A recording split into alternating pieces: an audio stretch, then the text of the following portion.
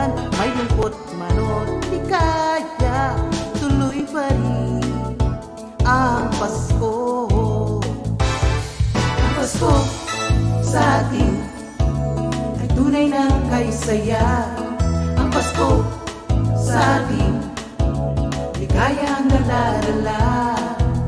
Mahirap man o mayaman, mas Kristo ang nananahan, tuloy pa rin ang Pasko.